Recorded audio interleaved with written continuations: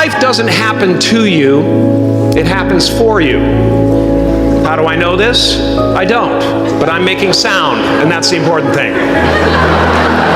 Sometimes I think that's the only thing that's important, really, It's just letting each other know we're here. Reminding each other that we're part of a larger self.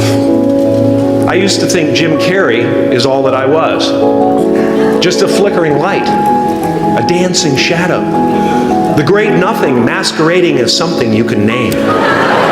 Seeking shelter in caves and foxholes dug out hastily, an archer searching for his target in the mirror, wounded only by my own arrows, begging to be enslaved, pleading for my chains. There's a huge difference between a dog that is going to eat you in your mind and an actual dog that is going to eat you. Now, fear is going to be a player in your life, but you get to decide how much. You can spend your whole life imagining ghosts, worrying about the pathway to the future, but all there will ever be is what's happening here, and the decisions we make in this moment, which are based in either love or fear. So many of us choose our path out of fear disguised as practicality. What we really want seems impossibly out of reach and ridiculous. My father could have been a great comedian, but he didn't believe that that was possible for him. And so he made a conservative choice. Instead, he got a safe job as an accountant. And when I was 12 years old, he was let go from that safe job. And our family had to do whatever we could to survive.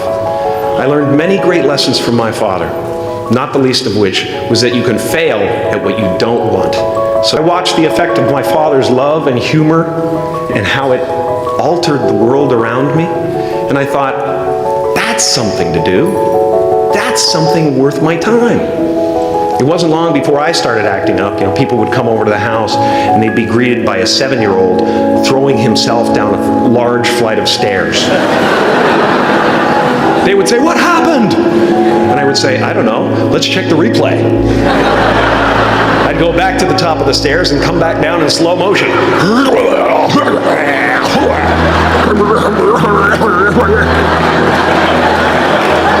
It was a very strange household. My father used to brag that I wasn't a ham, I was the whole pig. And he treated my talent as if it was his second chance. When I was about 28, after a decade as a professional comedian, I realized one night in LA that the purpose of my life had always been to free people from concern, just like my dad. And when I realized this, I dubbed my new devotion the Church of Freedom from Concern. The Church of FFC. And I dedicated myself to that ministry. What's yours? How will you serve the world? What do they need that your talent can provide? That's all you have to figure out. As someone who's done what you're about to go and do, I can tell you from experience, the effect you have on others is the most valuable currency there is. Because everything you gain in life will rot and fall apart, and all that will be left of you is what was in your heart. I am at the top of the mountain, and I was, and the only one I hadn't freed was myself, and that's when my search for identity deepened. I wondered who I'd be without my fame. Who would I be if I said things that people didn't want to hear?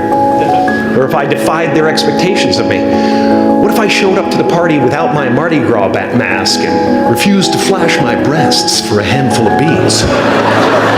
But you guys are so ahead of the game. You already know who you are. And that peace that we're after lies somewhere beyond personality, beyond the perception of others, beyond invention and disguise, even beyond effort itself. You can join the game, fight the wars, play with form all you want, but to find real peace, you have to let the armor go. Your need for acceptance can make you invisible in this world. Don't let anything stand in the way of the light that shines through this form. Risk being seen in all of your glory. We're not the avatars we create. We're not the pictures on the film stock. We are the light that shines through. All all else is just smoke and mirrors, distracting, but not truly compelling. I've often said that I wished people could realize all their dreams and wealth and fame, and so that they could see that it's not where you're going to find your sense of completion. Like many of you, I was concerned about going out into the world and doing something bigger than myself, until someone smarter than myself made me realize that there is nothing bigger than myself. Now I'm always at the beginning. I have a reset button, and I ride that button constantly. Once that button is functioning in your life, there's no story that the mind could create that will be as compelling.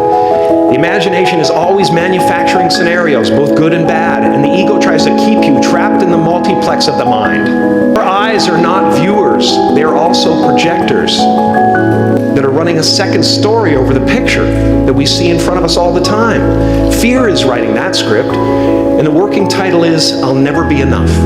No matter what you gain, ego will not let you rest. It will tell you that you cannot stop until you've left an indelible mark on the earth, until you've achieved immortality.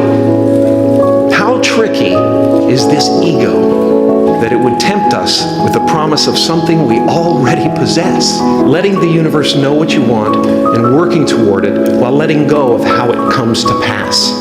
And when I say life doesn't happen to you, it happens for you, I really don't know if that's true.